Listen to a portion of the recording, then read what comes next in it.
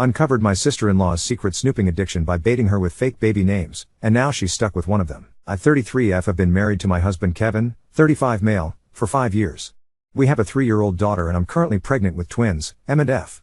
My Bill Terrence, 38 male, has been married to his wife Jess, 39F, for 7 years. Jess and I are total opposites. Jess is an extrovert.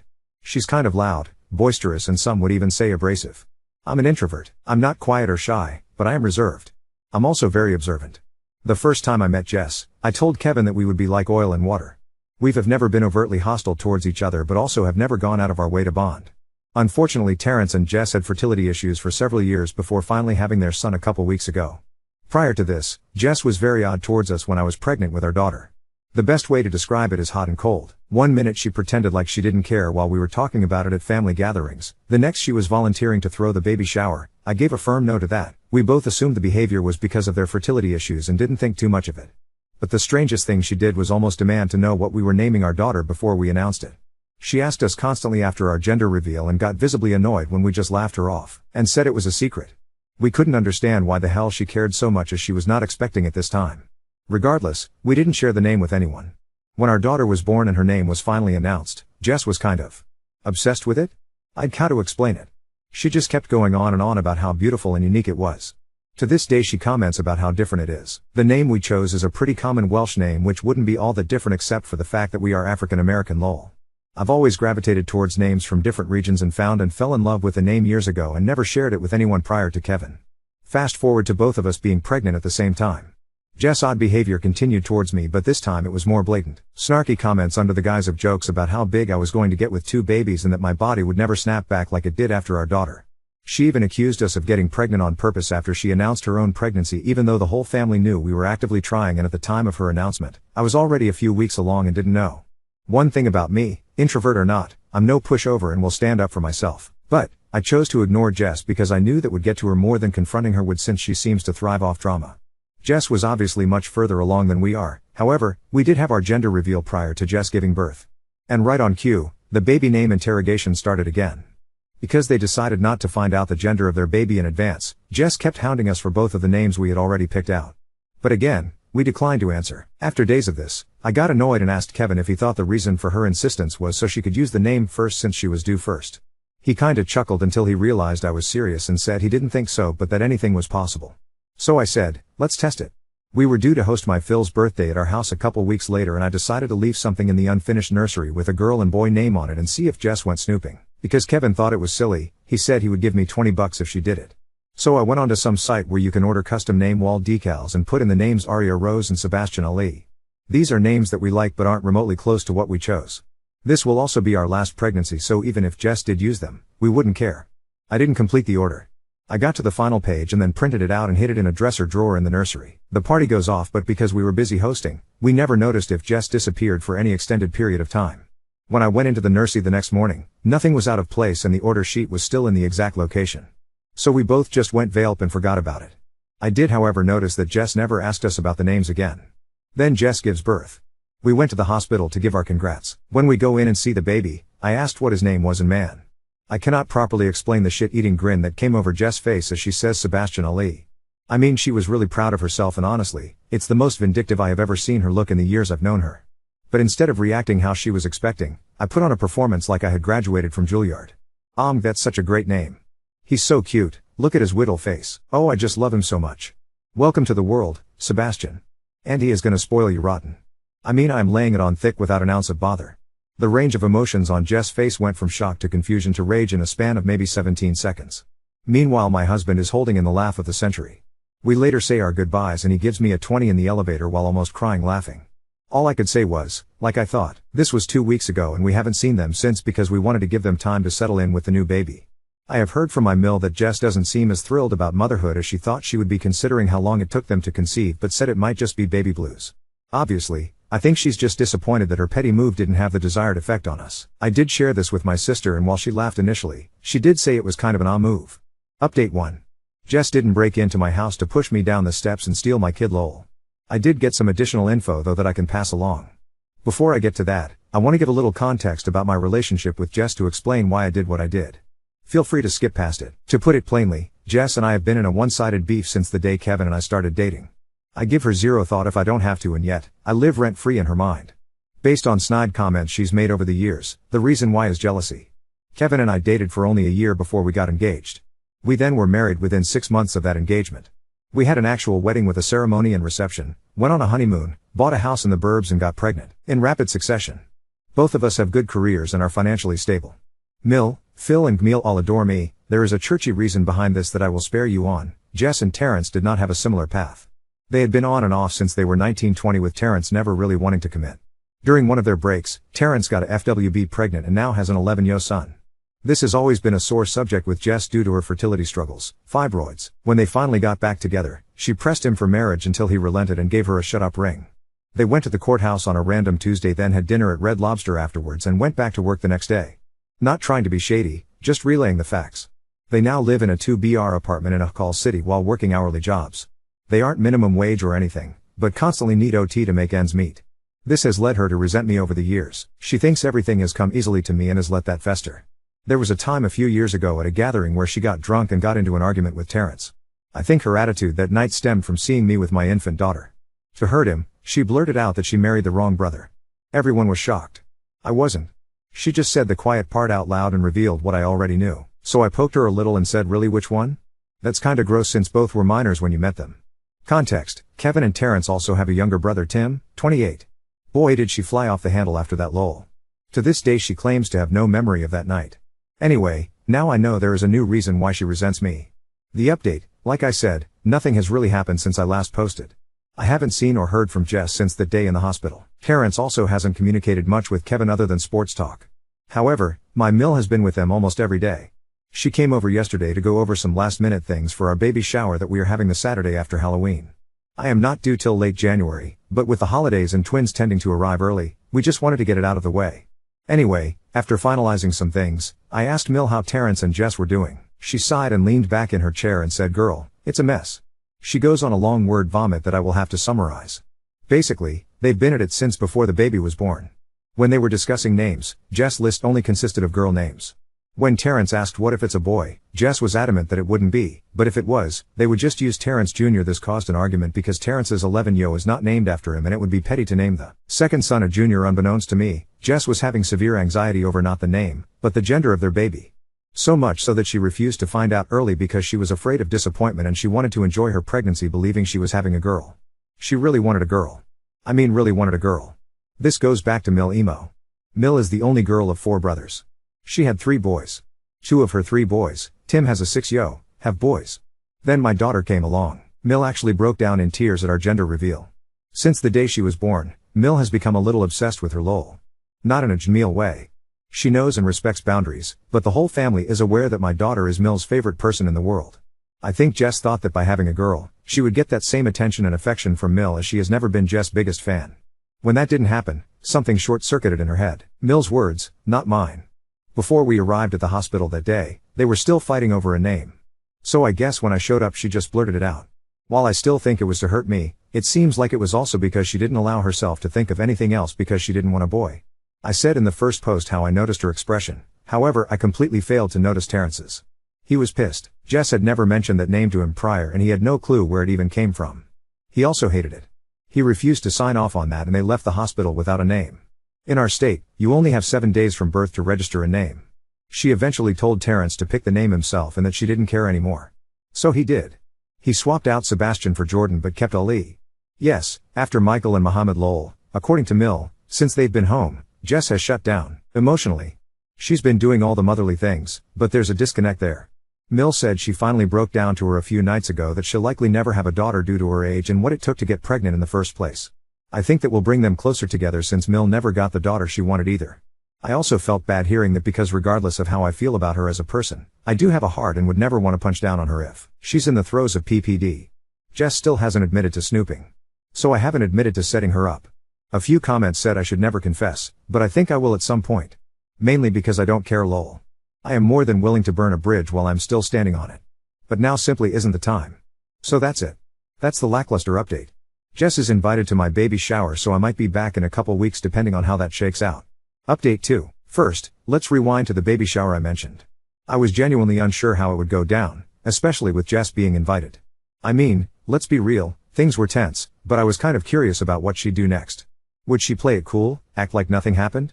Or would she be a little more obvious with her drama?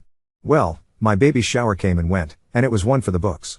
Jess showed up, wearing this ridiculously loud outfit. I'm talking neon pink, leopard print, the works, trying to make a statement like she was still in the middle of a midlife crisis. She was so extra the entire time, and it was almost laughable.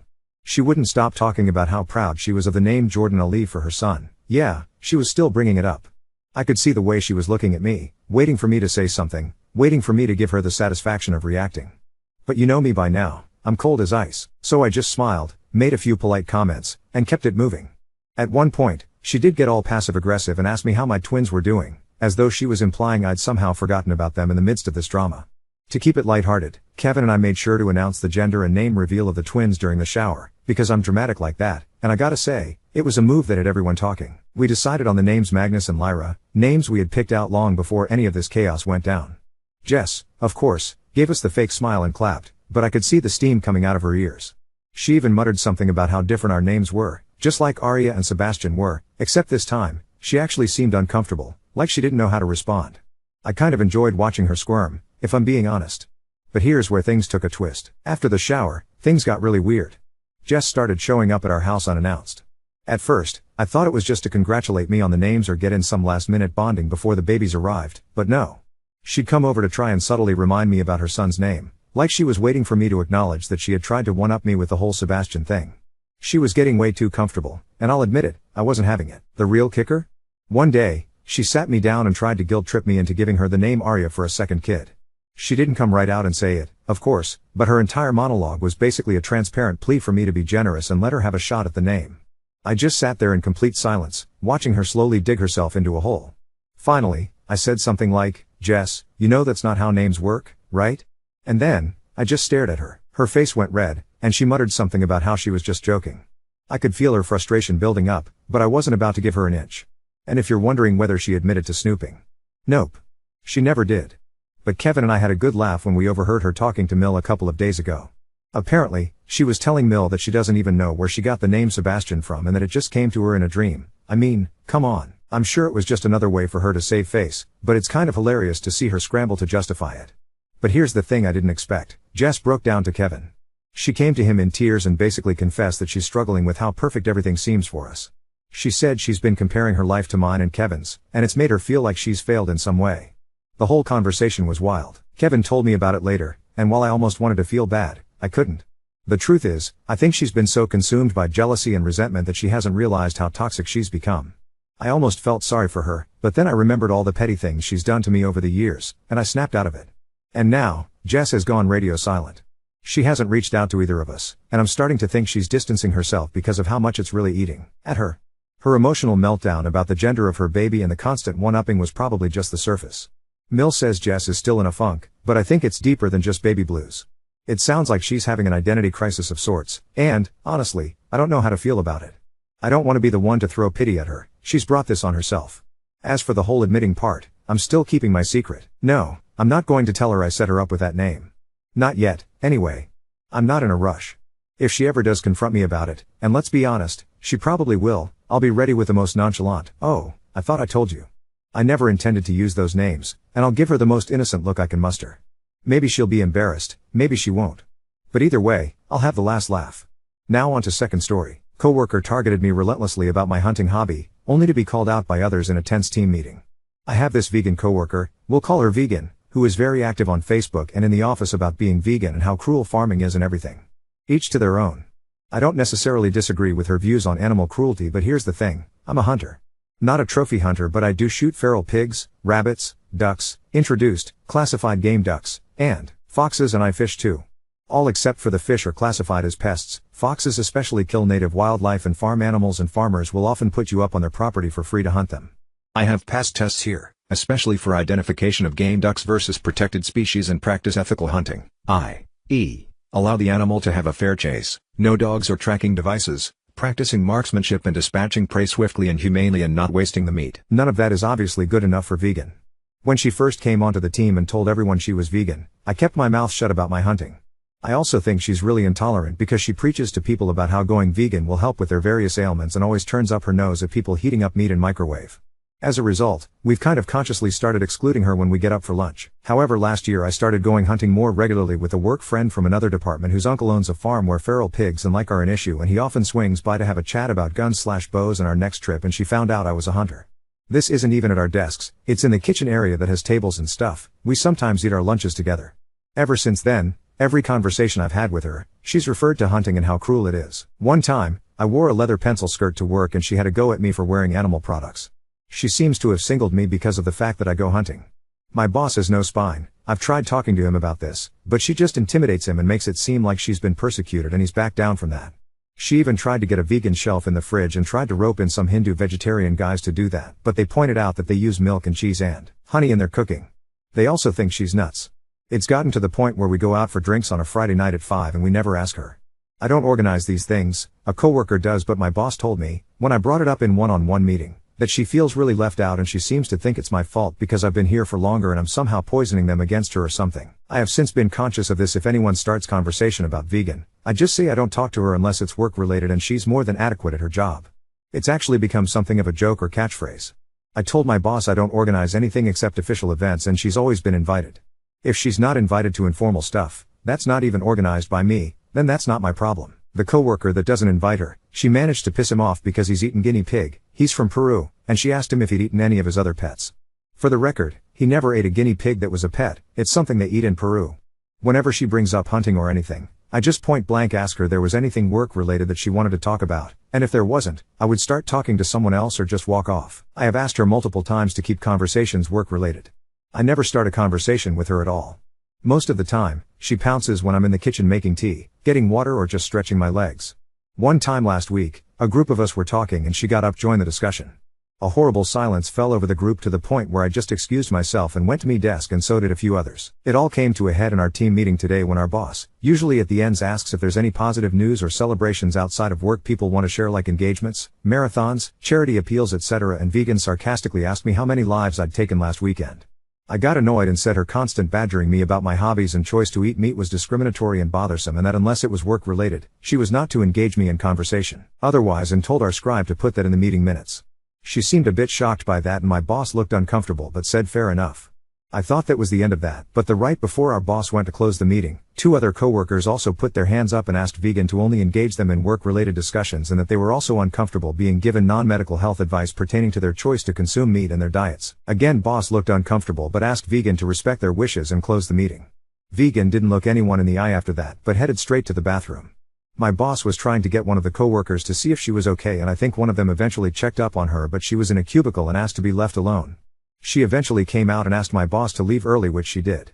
I feel awful now. She embarrassed me in front of my team with a lives taken comment, so I pushed back, but I am caught between not wanting her to miserable and not wanting anything to do with her at all.